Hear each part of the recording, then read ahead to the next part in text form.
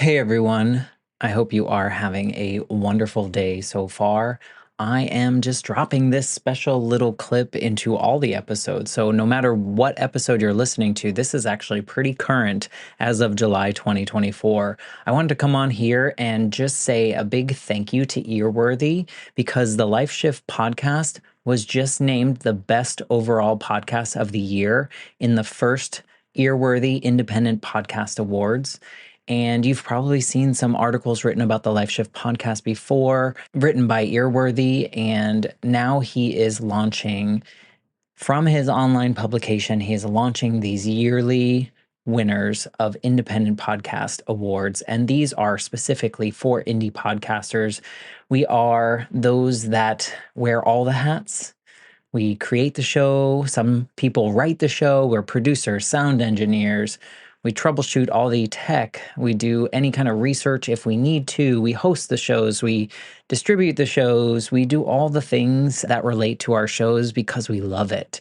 And it's so nice to see my name in a list with some other amazing podcasts like Multispective, which won Best Life Lessons Podcast. Salad with a Side of Fries won Best Health Podcast. Bippity Boppity Business won Best Business Advice Podcast. And there are so many more. And so I just want to come on here and say thank you to Earworthy for not only doing these awards every year and just honoring some of us indie podcasters that sometimes feel like we're just shouting into the void, but we're not. We're just doing what brings us joy, and hopefully through that work it brings other people joy. In my case, for the Life Shift, I hope that each episode finds the ears that needed to hear it the most so that they feel a little less alone in their circumstance. But also, Earworthy writes all these amazing publications pretty much weekly, every week, every weekday, I should say, where he writes on Blogger, Medium, Substack, Tumblr, Vocal, Many Stories, and for other places. And he really just highlights the independent podcasters. So thank you, Frank, for everything you do with Earworthy and for recognizing all of us in the first Earworthy Independent Podcast Awards.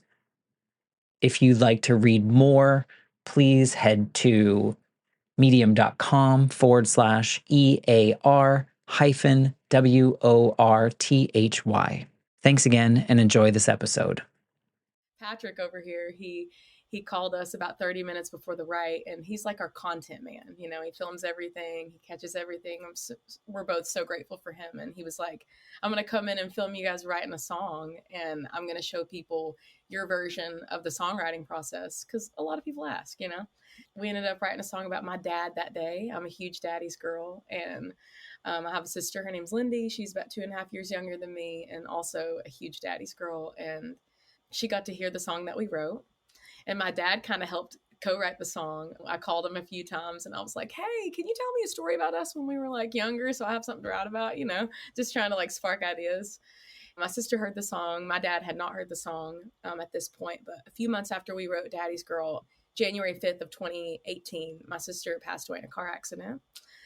It was like devastating, and it was completely life-changing. I still have all my grandparents. So that was like a big kind of. My guest this week is the super talented Laurel Wright. She's one half of the music duo, the Young Fables. Definitely check out their music, it's so good. In this episode, though, we dive into the deeper parts of Laurel's journey. It's one marked by profound loss and healing. She speaks candidly and movingly about losing her sister and her father within a span of less than a year, which is really an unimaginable experience that's shaped her life in ways that she never could have expected. The grief and pain that followed these losses would have probably been enough to break most of us, yet Laurel chose to channel her pain into something meaningful, her music. Music's always been a big part of Laurel's life, but through her personal tragedies, it took on this new, important role. It became her outlet, her solace, her means of processing and sharing her grief. And through her art, she found a renewed sense of purpose and a way to connect with others on a deeply personal level. In this conversation, we also delve into the importance of community. As Laurel's navigated this journey of healing, she's found herself embraced by a community that really rallied around her. And in this network of support, she found validation, understanding, and really the strength to keep going. It's really a testament to the transformative power of connection and shared experiences. Today's episode is about acknowledging our struggles, seeking help, and really realizing that it's okay not to be okay. It's about using these experiences, even the most painful ones, as a driving force to create, connect, and heal. Before we jump into today's episode, I just wanted to thank Nick, Gail, and Sari for sponsoring one episode a month on the Patreon. This Patreon community is something that will directly support the show. It helps me pay for some of the software, some of the hardware that I use to bring these stories to you, sometimes twice a week. So if you're interested in directly supporting the show and getting your name on the t-shirt giveaway list, check out patreon.com/the Life Shift podcast, and you'll find all the information there. And without further ado, here's my episode with Laurel Wright.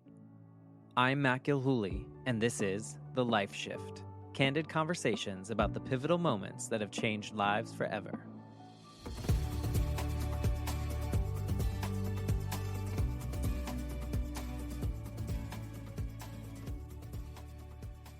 Hello, my friends. Welcome to the Life Shift podcast. I am here with Laurel. Hello, Laurel. Hi, thanks for having me. Well, thank you for being a part of this. And we were connected through your manager friend, Patrick. Yes. And he reached out after I had another musician, because you're a musician, you are in the Young Fables and doing your thing and doing exciting things even today. But I had another musician, Lolo, on the show, and we were connected through another friend. And Patrick reached out and was like, you know what? Laurel has a story that she might want to share. Yeah, I would love to. Thank you so much for having me. Love Lolo too. Oh, Lolo's great. I didn't know her until we had these conversations. And what I love about the Life Shift podcast is like we go into these deep spots of our lives where I wish more people were having these conversations like out loud. And I was able to kind of really feel like we're friends now. So it's a nice thing. So for anyone listening that's never heard the show before, I really started the Life Shift podcast because when I was 8, my mom was killed in a motorcycle accident and my life was like no longer going to be the same. And growing up, I didn't have the tools and I always felt alone in that. And so I wanted to create a space where people could have conversations about, deeply personal things in hopes that someone listening feels a little less alone in their circumstance. And so I'm so thankful that you're going to share your story, which unfortunately or fortunately might be able to directly connect with. Both. Both. Yeah. First, I think is helpful. Maybe you can just tell us a little bit about who you are now and kind of what you do now. I gave a little hint without giving away too much of your story. And then we'll have you paint the picture of kind of what your life was like leading up to this pivotal moment or two that you have in your life.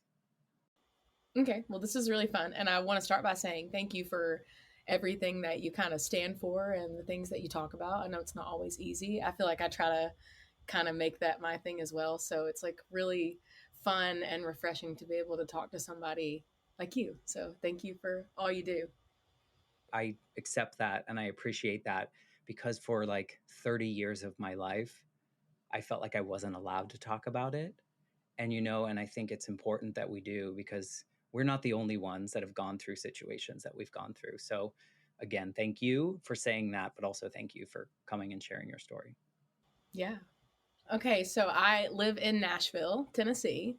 I've been playing music with my partner slash boyfriend Wes for about 10 years. And so we've been the Young Fables. We're a duo. We've been the Young Fables for probably about 8.5 years, going on 9 years. So yeah, we tour all across America and play some really cool shows, and yeah, we just grind, do the thing. Well, I mean, I've listened to some of your music, and of course, we'll link to that, and people can listen to that. And big things are coming up for you, I know.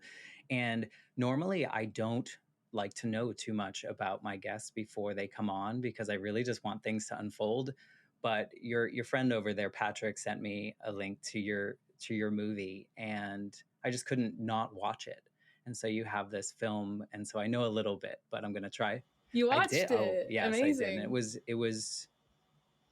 I think it was important. I think it was very much like the way I feel about the Life Shift of like these stories just need to be out there so people can see the humanity and the things that happen and how we move through these things. So in vain of that, maybe you could paint the picture of what your life was like leading up to what you feel is like this moment that really shifted things completely for you. Yeah. I mean, I grew up in East Tennessee and I grew up singing in church and picked up guitar when I was 10, wrote my first song. And just from there, I just was playing music as a solo artist. And then I did the American Idol thing. I did it a few times. I made top 48. The last time that I did the American Idol thing, I did it 3 times. Isn't that crazy? No, it's great. Listen, if you know what you want to do, I think it's great. I would quit the so first time. so I was in LA and I was there for like a couple months and I was kind of really struggling with, do I want to be a solo artist or do I want to be a duo? Because at the time the last time I was there, I had been playing music with Wes for probably like a year and a half or something. And I just kind of felt like I was stronger as a duo.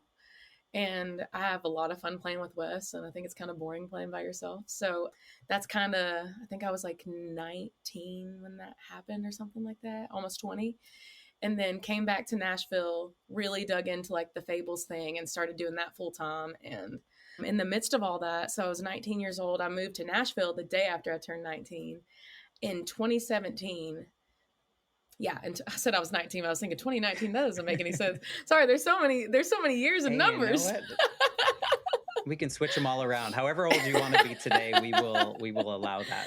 I'll be 22. Okay? I don't want to ever be 22 again. Okay. I don't either. I'm about to tell you why. No, I'm just kidding. But in 2017, we had a co-writing session in our apartment in Nashville where we live. His name's Dean Fields. That's who we were writing with that day. No, like, concept of what we were going to write about at all. It was just kind of like, come over, we'll have a conversation, write a song. And then Patrick over here, he called us about 30 minutes before the write, and he's like our content man. You know, he films everything, he catches everything.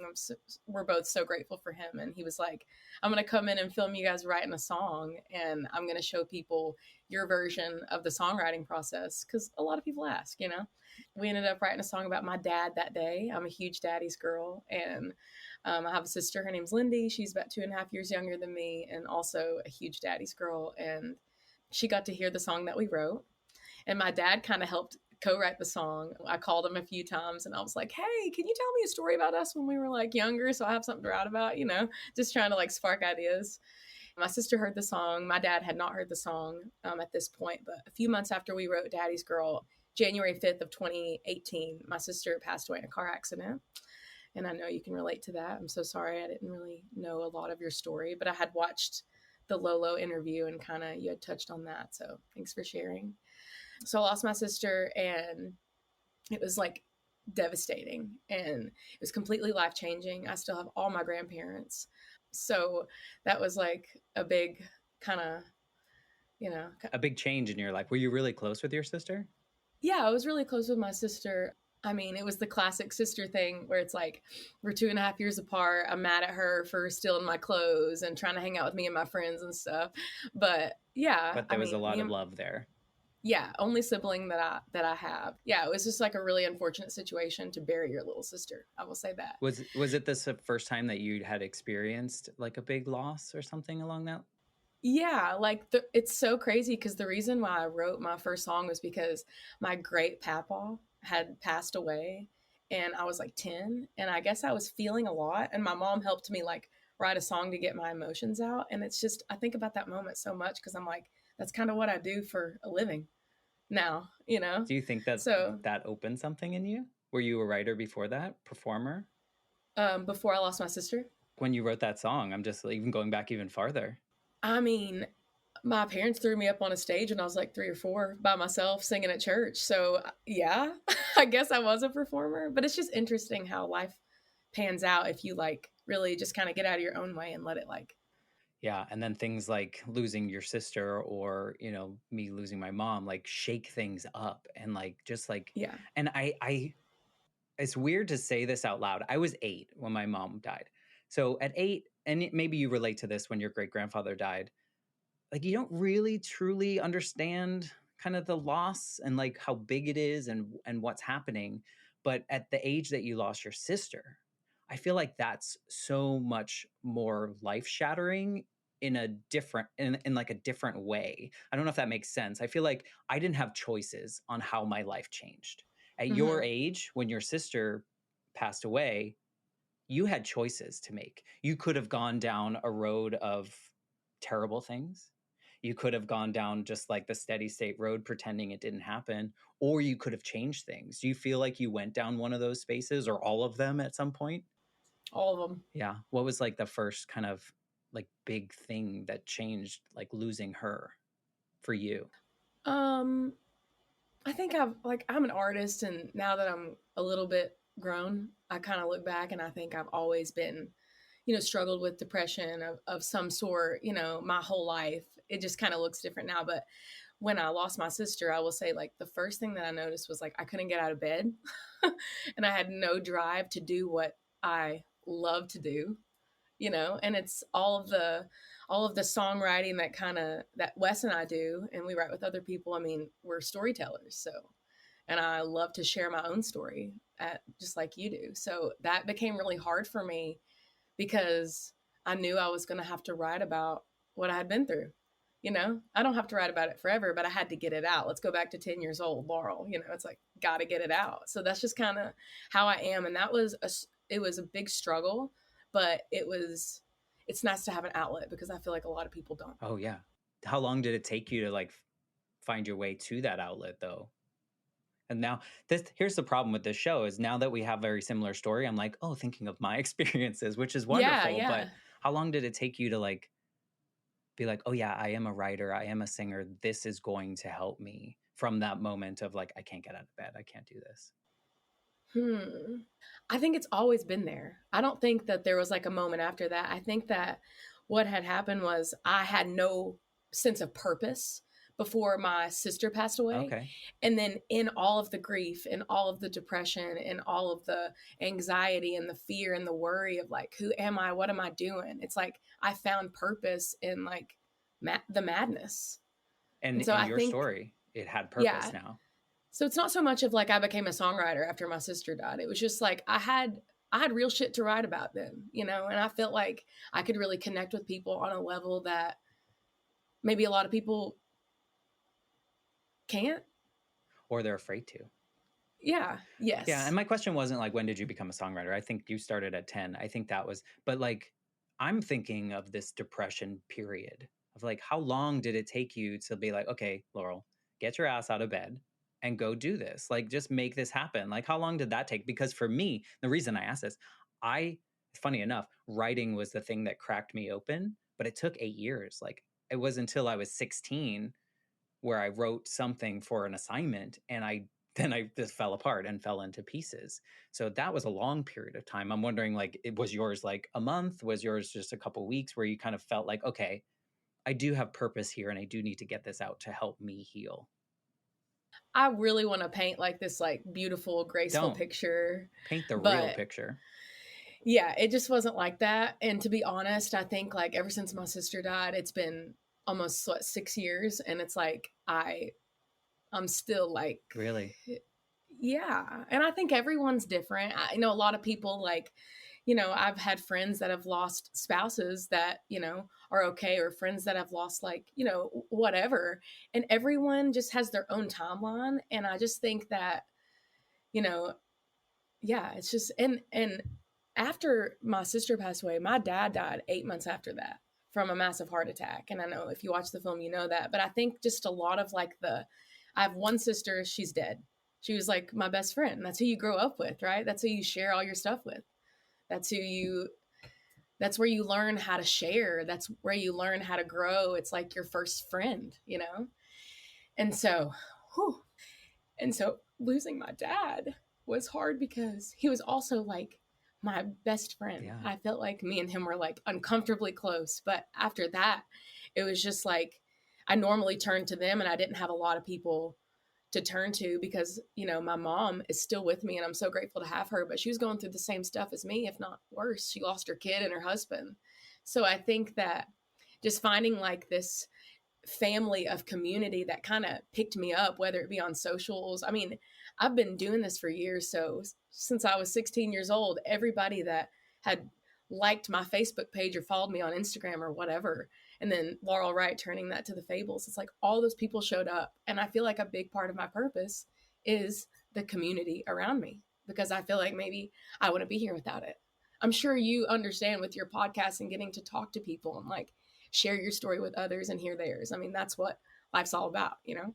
I think it's important. I don't think a lot of people do talk about it. I think we kind of brush, or we like weirdly assume some kind of shame that comes with grief and the depression and all those pieces that are just like this natural human response if you have a heart. Like, I feel like if you have connection with people, you naturally go through these things. And I don't know. I mean, it sounds like you were pretty open with your fans, your community, your songwriting friends. I think you have this beautiful outlet of songwriting that's a natural innate ability that you have. So there's like this nice piece from an outsider looking at you going, okay, well, at least she has that.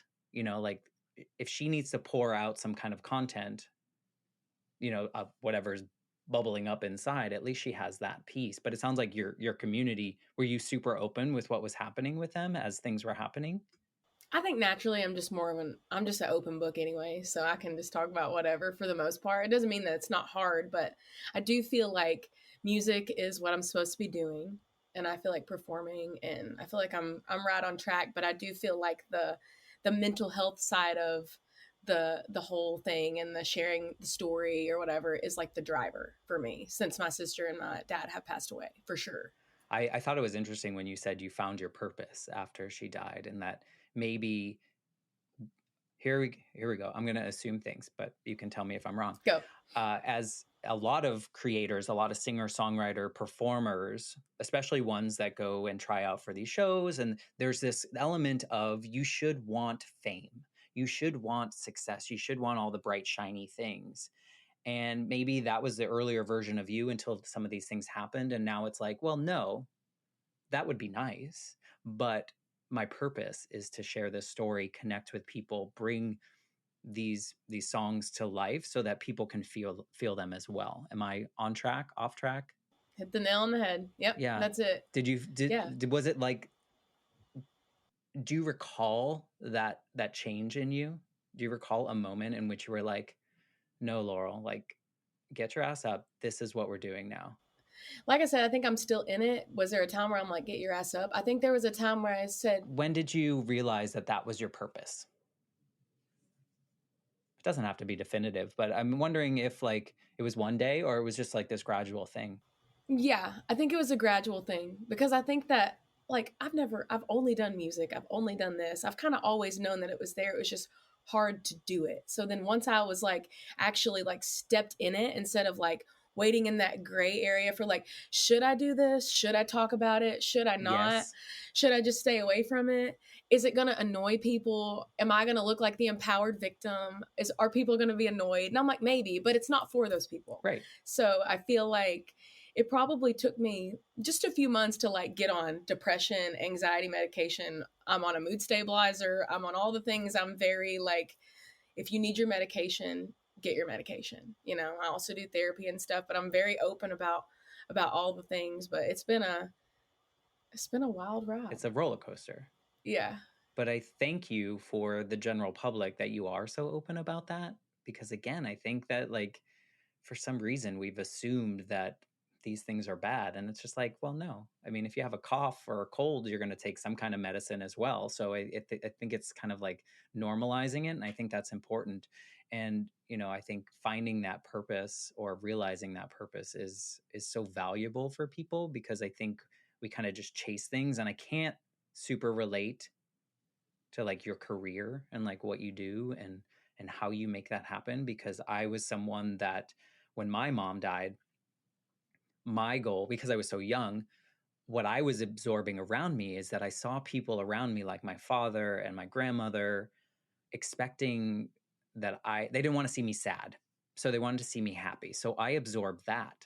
So growing up, I was like, what can I do so that they can see that I'm okay, that I'm going to perform in this particular way? And it screwed me up for like years and years until I realized all those things that you were just mentioning of like, am I going to be this person if I share my story? Am I going to be this person? And it's like, at some point, it's like, yes, and that's okay because those people aren't the people that are meant to be in your circle, in your orbit. And so I think it's so fascinating to hear you kind of say that. And I love that you lean into it because for those of us here on the other side listening to your music, we can feel that, right? Because I think it gives some kind of, I hate the word, but authenticity. No, that's great. I love that word. So Because that's great for I me. mean, have you ever written a song where you're just like, I don't feel this, Yeah. and then And then you don't put it out or you try to, and you're because just it's like, not you. Yeah. Yeah, you're just like, and that's something that I really try to do is like write like from a real place. And I think that I can write all the happy songs and I can smile and be on stage and do the things, but it's like it's not real. And you're saying like you feel the shame and the guilt for it. It's not that it's like a bad thing. It just is. mm-hmm. It is what it is. Like this is my story. I hate that it's my story too, but that doesn't mean I'm not going to like talk about it and share cuz a big part of why I'm still here is the whole community thing. I went on this trip to Teotihuacan, Mexico, and it was kind of like a healing retreat, I guess we'll call it. I'd never done anything for like myself like that before ever. I I just got a passport. Is that not insane? It's like my first time ever out of the country was like this year. And I went to Mexico and I was there for about a week, and basically it was just like you walk in and you have to like leave everything at the door. And so there's like 12 people there, and you can't talk about your past. You can't talk about what you've been through. You can't talk about the people, what you do for a living, your life back at home. It's completely focused on you, but like so deep that all of the shit that we talk about, our story, we have to leave it behind and figure out the real story. And that was like really life changing for me to be, I guess, on that trip with those people, because a lot of people were able to get out of their own way and truly heal instead of just, I guess, talking about the surface level stuff. It's like, and you were saying earlier, you lost I'm sorry, was it your mom? Your mom when you were 8? She died in a motorcycle accident.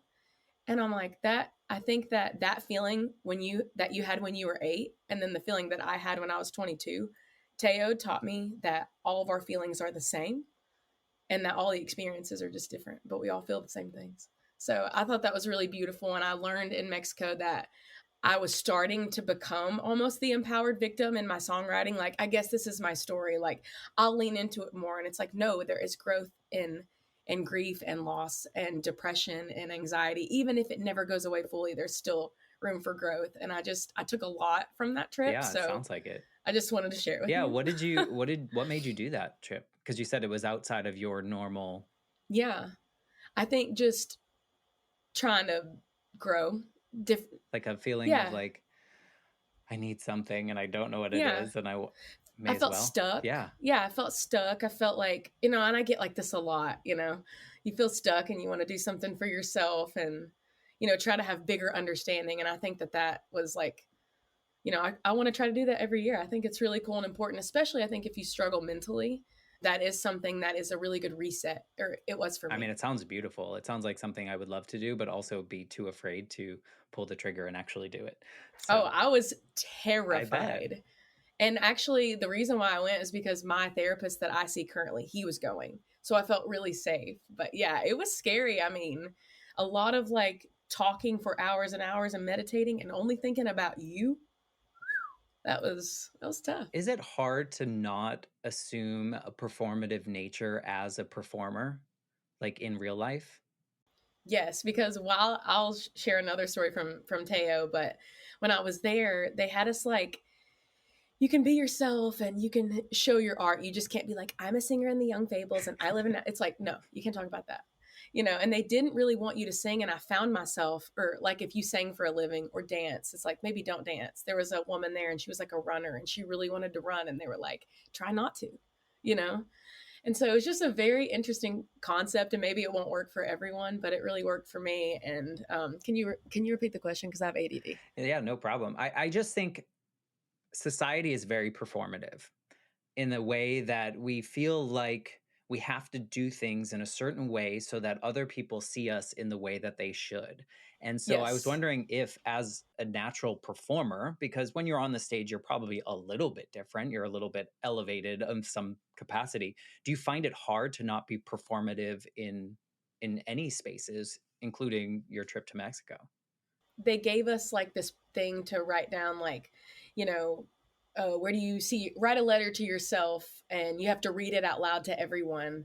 And it has to be like a short letter, but you still have to read it out loud to the class. And I found myself being like, I could write like a song way quicker and be way more comfortable. And so that was like a good opportunity. I even asked a leader, I was like, can I just sing? And she was like, no.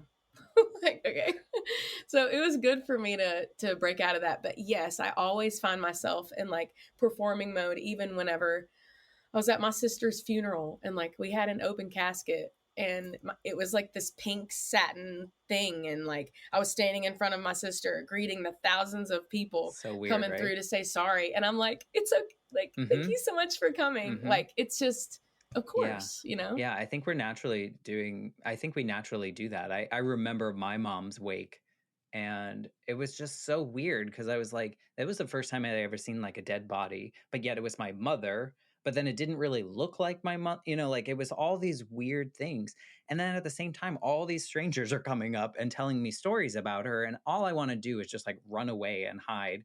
But my dad's like, no, you have to do X, Y, and Z. So I completely understand. It's such a weird, it's very weird that we do these things, but I think it's important to understand that it's like this natural response, and kind of give ourselves grace for things that are like really awkward that we've done like that. And like the whole people coming through, I almost feel like it's more, funerals are really hard, or wakes or whatever, they're hard for the family, harder, and then the people that come through, it's just kind of, that's their moment and you want to give them their moment to like let go, you know. So It's yeah, hard to hold that it's space tough. though. I think we take a lot of responsibility on, the whole system is very weird. And but I think that's why what you do through songwriting, what I try to do on the podcast, is like we just have like these human stories that we want to share. And there are so many people that assume shame, or assume that they shouldn't do certain things because someone told them once that that was not the right thing to do. And I think we're getting a little bit better, maybe in 2022, 2023, I think 2024, so. hopefully. I feel like maybe, like you're very open about mental health and about how you help yourself. I think that's important. Were you ever apprehensive about sharing those pieces of you? Yeah, I still am sometimes, you Really? know, because you always, yeah, I mean, to the point where I might be having a panic attack, but maybe the performer in me or the sharer in me or whatever wants to set up a camera and show people, hey, like I'm doing this thing over here and this is really cool life I live and I get to play music and do what I love, but also like I'm human too. And I think that that's one thing that I wish I had more of Yes. from other people. So I try to put it out there, even if it's tough. And also another thing that I have shame about is medication. I talk and talk and talk about how, you know, I want to be this like advocate for like help yourself, but I just recently got put on a new medication and it's like I'm the person that's like give yourself grace, do this, do that, and it's like, man, I struggle with it too. So I like to be real about that aspect of it because it is hard for me. It's hard to share. It's hard to say that you're on all these medications to help your brain. I mean, But do you you have know, people like when you share those videos? I bet you have a lot of people that behind the scenes that are like, "Thank you. Thank you for most sharing this." Well, I'm sure most some like people are like assholes, but but yeah, like 98%. Yeah, some people, there's always the few, but then you get to make funny videos and just read their captions out loud, so it makes for good well, content. and two, I mean, I'm sure you might think this going through the grieving process, understanding how people react to different things. Do you see those people that give negative comments or things like that? Do you look at them and go, oh, well, they probably haven't processed something? Yeah, I just think they just don't. I mean, if you think that I'm doing that for attention, then you probably don't understand. And I'm not saying that they don't have this big understanding and I do, but I just think maybe we have just gone down different paths in life and maybe they just don't understand the way that I kind of show my feelings or my outlet or whatever. But think of it, if we were all the same and none of us shared, Super boring. yeah. And then you got all these people feeling alone, you know? And which is So, terrible. And I think, I've also done what you do now. And it's, I feel like, and this is going to sound sexist, but I don't mean it in that way. It's just like, as a guy, I feel like there's this responsibility that I'm not allowed to be sad, or I'm not allowed to be depressed. I'm not allowed to be anything but happy or angry, right? I feel like those are the accepted emotions. But what I've really done in the last maybe 5 years, 6 years is just like, if I'm having a bad day, I'm going to tell everyone. And not in like a negative, but like, look, guys, today's just not a good day. I'm fine. I know that there's a process to this, but I just want to let you know that today just sucks, you know? And what that does for me is like this healing of like, it's out there. I can't take shame from it now. I've shared it with the world. So it sounds like you kind of do that with your videos when you're having a moment of your own.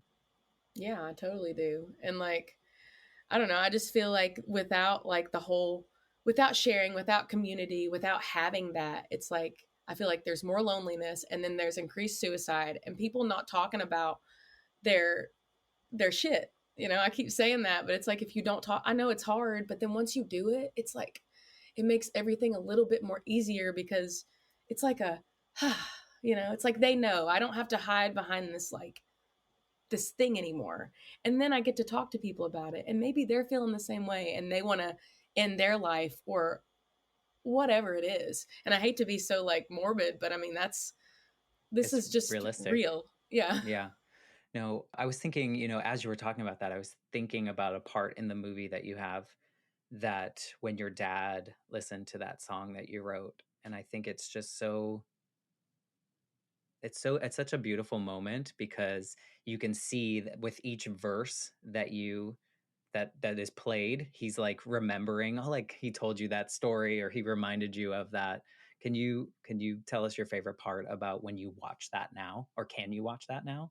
Ugh, that's probably one of the harder parts, even just thinking about it. Yeah, I think just the moment when my dad sits down and like he has such a funny sense of humor. He acts like he was like turning all the knobs or whatever. I was like, that is so funny because he just loves to joke around. And when he like went like this and like patted his knee for me to come sit on it, I like die every time. I'm like, oh It's my so God, sweet. no. And just how he like knew the words before he even knew the song. You can see him singing along, and then after he's like, "That's our story," and then I'm like, "Yes, it is." And it's so many people's stories that have a daddy's girl or who is a daddy's girl. You know, not just mine. It's Lindy's story. It's yeah. So I think it's really beautiful that I was able to create something for specifically for my dad, but could also touch other people. Well, and that you got to have that moment of where he watched or listened to it and kind of got to see it with you and participate with you. And, in usual Matt form, I kind of like think about my own experience where I recorded my story on this podcast with a guest co-host, and I let my dad hear it after the fact. And so, like, it's very interesting because we lived that life together, right? My parents were divorced. My dad lived 1,000 miles away. I lived with my mom. She was the primary caretaker, and then she died, and suddenly I had to move to Georgia, and I had to live with my dad, who was a single man. Like all these things he didn't expect, and so the way he saw the story unfolding in his own life was much different than the way that it unfolded in my life. And this was the first time he was able to hear me tell the story. So I think of like the Daddy's Girl song, but Matt telling the story of like what it was really like for me. And Mm. what that gave me though was this beautiful ability to have a conversation after that wasn't interrupted during, right? But after, we could talk and reflect on these moments. And so I think of your watching your dad listen to that song and like you being able to have that with him, and to like maybe that furthered conversations or just seeded that relationship even more for you is just so beautiful. 100%. And I think it seeded mine and my mom's relationship more too after my dad passed away, just because this is kind of crazy, but I don't think that I would have been able, or I don't think I would have put the extra effort into mine and my mom's relationship if I still had my dad and my sister, because I was closest with them. So I'm not saying that there's a silver lining, but I am saying that maybe there is still beautiful things that come out of the most tragic. And also, I get to talk with my mom about these like crazy things that have happened to us, and all that does for both of us separately is kind of help us talk to other people. Like my mom still has her mom, and she's able to like talk to her mother about just, it almost like broke the barrier for a lot of like conversations that were hard prior to the death stuff, you know? Oh, totally. Yeah. I mean, I think there's beauty. There can be beauty after this storm that we go through. And I think it's not saying that we don't want it to. I mean, we obviously don't want these events to happen in our lives, but also we're still here. So we have to kind of figure out how we can move through this space. But I think it also allows us to see that we might not always be here. And so that gives us opportunity to kind of align with other people. Did you see between the period when your sister passed away and when your dad passed away, did you start to get even closer with your dad in that period? Because I would imagine that loss of that, both sharing that piece, would bring you closer together.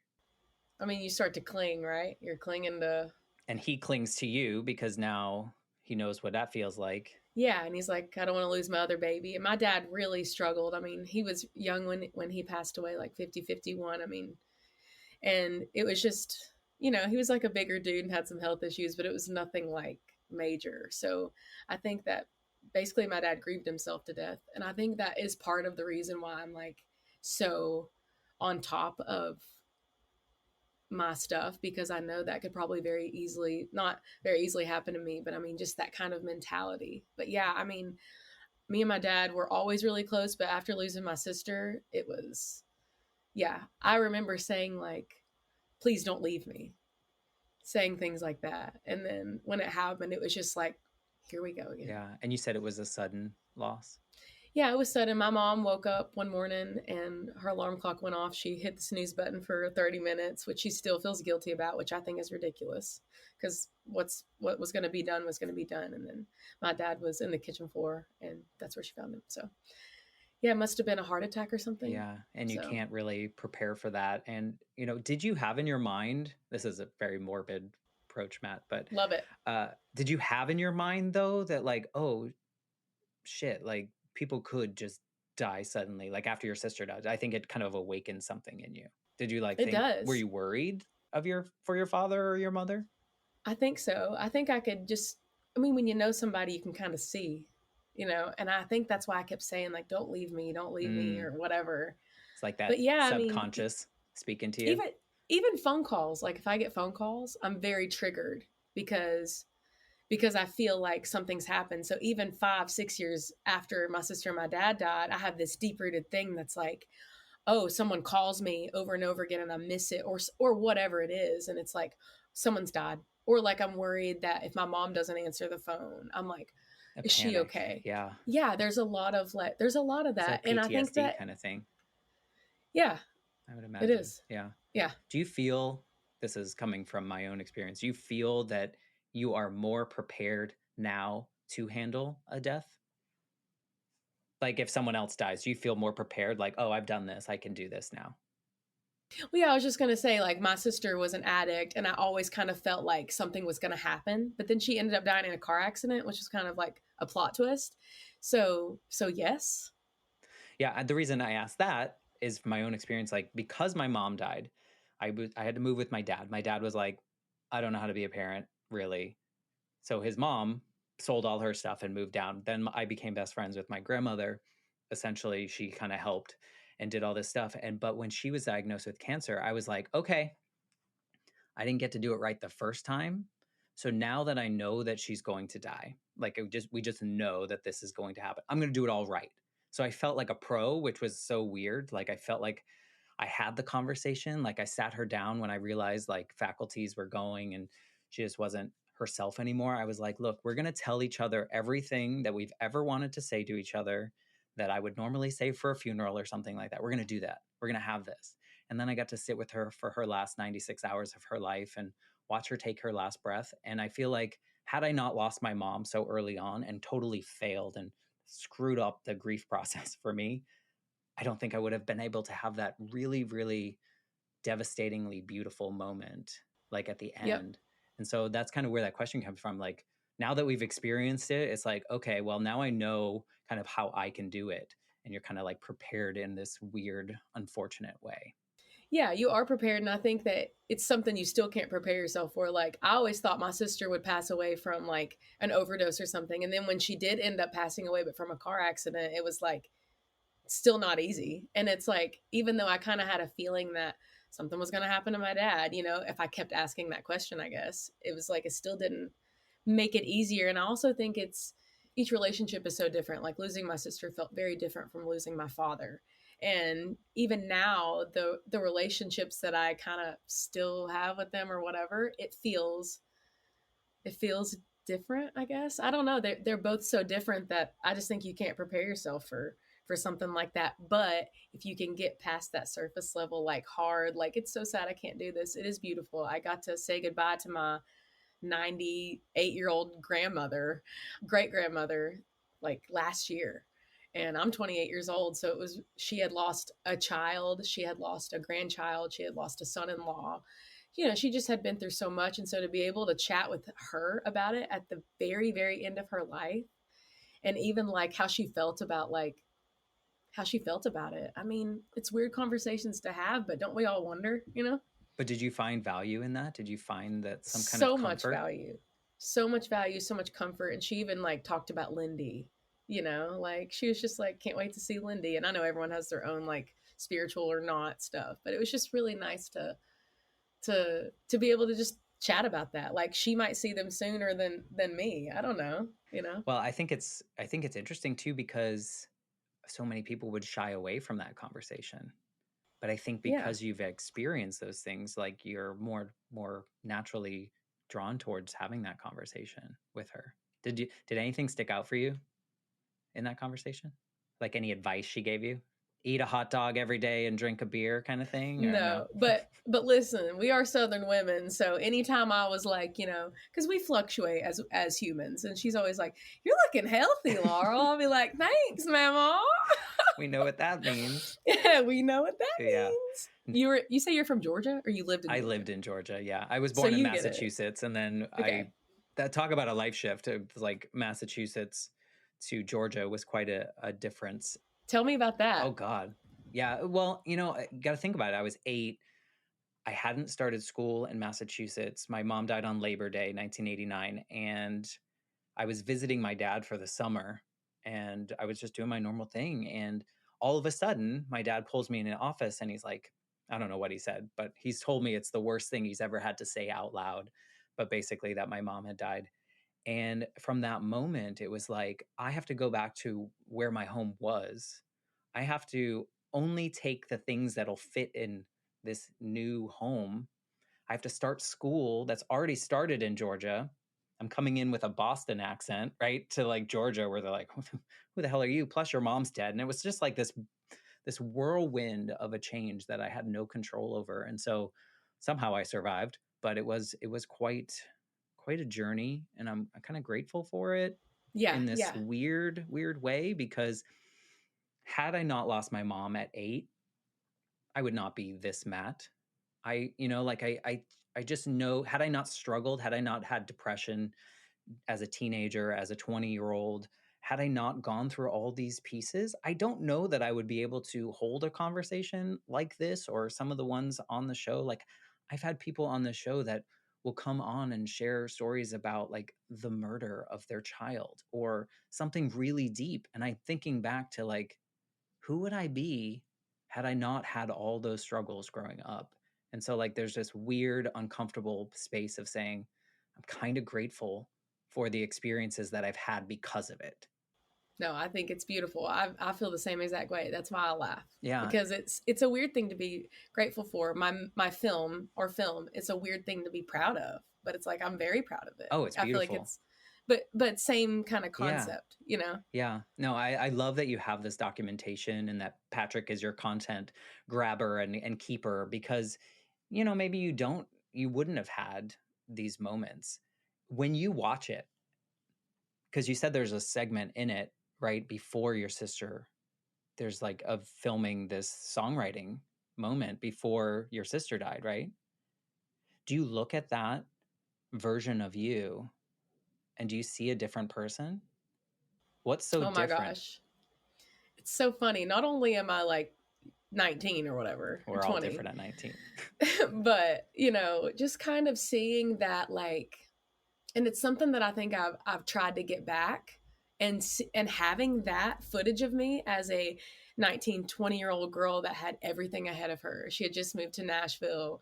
She's in a duo. She's doing her thing. She's got all her family. She has so much like light in her eyes. And I think that's the part that I saw. Whew, that's the part that I saw, like, and was like, I really wanted that back. I was like, I don't have that like twinkle. I don't have that bright. I don't have that light anymore. And so having that and just rewatching it, no matter how hard it was to see that you're no longer that person, it's like, you went through so much hard stuff, Matt, but it's like you're stronger because of it. And it's like you're able to like have so much bigger understanding because of it, and it is beautiful. It's like sad and beautiful all at the same time. So I love it. Do you look back at her? Do you think that that version of you didn't realize all the big things that could be ahead? Were you a big dreamer, or do you just see it now because of some of the things that have clouded the way a little bit? No, I think I've always been a big dreamer. I just think I really lost it after my sister and my dad died. Just kind of like, it's not that I wasn't, I still did the thing, but just no like kind of drive or like want, really. I was depressed. I mean, I'm still depressed, and but it was so different then. Yeah, and I think too, when we first like entered a real depressive state, we don't realize that impact and what it's doing. But then when we get a hold of it, we're like, oh yeah, I'm feeling a little depressed. I know how to handle this. I know how to move through this. I know I can function as a normal person. But when we first have it, it's like really overwhelming and it's kind of confusing and we don't really understand it. Did you have that same feeling? Yeah, and I think kind of what I learned in Mexico was to make friends with it. Yeah, accept it. And so, yeah, accept it, make friends with it. Like, depression's not so bad. And if depression's going to be around more times than not, especially in my life, like now, it's like, that's that's fine. We'll just be friends. And if you come around, I'll have my boundaries. And it's just kind of like, it's just It's just part of you, growing. right? Yeah, it's part of me. It's just, depression is the same as happiness for me. It's just kind of like a feeling, and I feel like I try to always keep that in my brain so I can kind of, if I am depressed, it's not so like, oh, I'm depressed. It's just like, I'm depressed.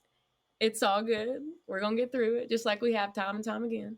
So when your sister and your father died, I'm sure you heard a bunch of people tell you some like terrible advice and terrible things after, like how you can get over this or how, whatever. When someone loses someone in your life now, is there something that you say to them that you think will be helpful? I used to have all the answers before it happened to me, right? I'm like, everything happens for a reason. They're in a better place. It's like, y'all, don't say Don't that. ever say those. Don't say those things. Well, I'll tell you something that my boyfriend Wes says, my partner in the Fables. We went through a lot in terms of like our relationship, just because I went through a lot, and doing life with somebody, they experience what you experience. And so we're in a relationship, we work together. My sister and my dad died. I'm crazy. I'm in my 20s. A lot happened. And so something that Wes says a lot is, I treated Laurel how I thought that I wanted to be treated, but I really needed to treat her how she needed to be treated. So it's treat people how they need to be treated, not how you would do it. So it's almost like paying attention to the person that's going through it, because like I said, it's so unique to each specific person. So I think I'll just use his line. So I thanks, think it's Wes. really helpful. I've learned, yes, I've heard them all. And you're just like, I know you mean well, just don't say it. It just doesn't help. But I found that when someone's going through something, what helps me, like if I want to say something, is to tell them to feel however they're feeling and allow that to be okay. However they're feeling at Love. any moment is okay. If you're pissed off, it's fine. If you laugh, it's okay. You're allowed to have these moments. You don't have to be sad for a certain amount of time. You don't have to be mad for a certain amount of time. You can laugh, you can watch something funny. All these things are okay because you're a human. And so that's the only thing I tell them. I'm like, don't put a box around anything that you're feeling because Yep. it's so unhealthy. Yeah, I love that, Yeah. Matt. Well, you can take that with pair it with Wes's. piece, and Okay. then you'll have something really golden. So I love to kind of wrap these conversations up with a question. And I'm wondering if Laurel, now, what you know, going through all these things, having gone to Mexico, if you could talk to Laurel right before you got that phone call about your sister, is there anything that you would want to tell her about this journey that she's about to go on, or any kind of advice you would give her? Well, first I'd tell her to buckle up. And then I'd probably tell her,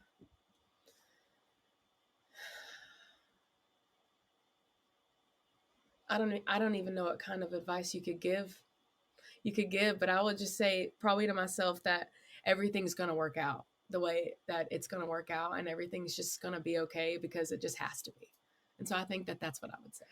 It's an impossible question, right? I think, Yeah. sometimes people are like, I would just give them a hug, and I Yeah. think if I think back to the 8-year-old version of me, I think I would tell them what I just told you as my advice. Be like, you don't Love have it. to be perfect. You don't have to show everyone that you're okay. You don't have to make everyone happy. You can be however you need to be. And I think my journey would have been a lot different. So, I think I'm here for this reason. We have these conversations. I think it's super valuable. I know people have experienced things that you've experienced, and I think it's super valuable to hear your perspective on it. So just thank you for being vulnerable and being willing to just have this conversation wherever it has gone and went. I appreciate you. I was going to say the same thing to you, Matt. Thank you so much for having me, and thanks for using your platform for good. No.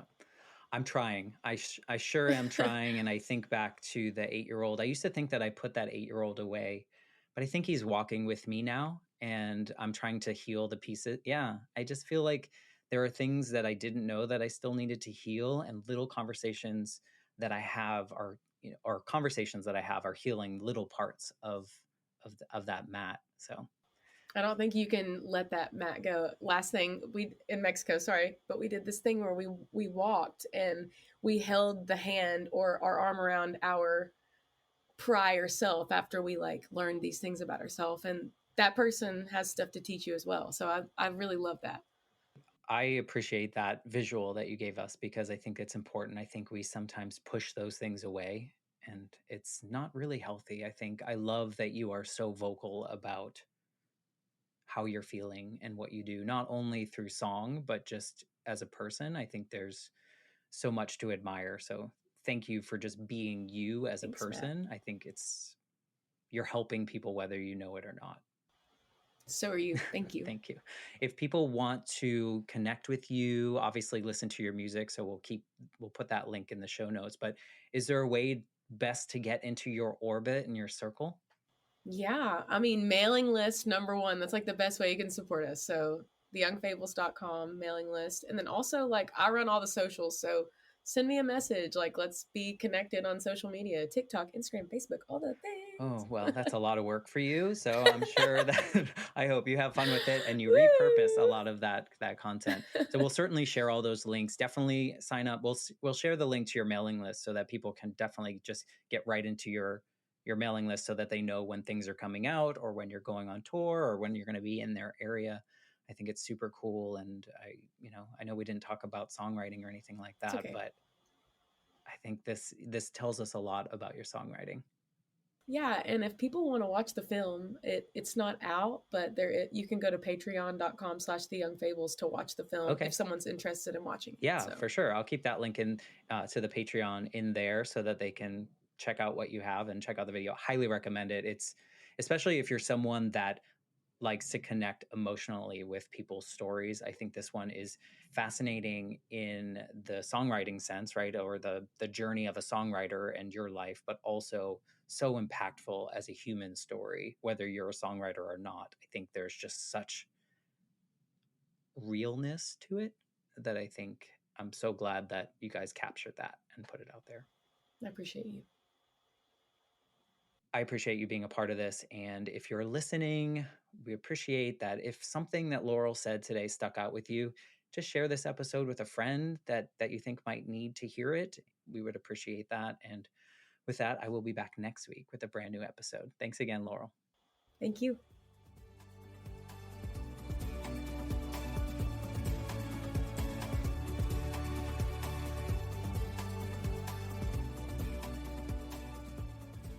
For more information, please visit www.thelifeshiftpodcast.com.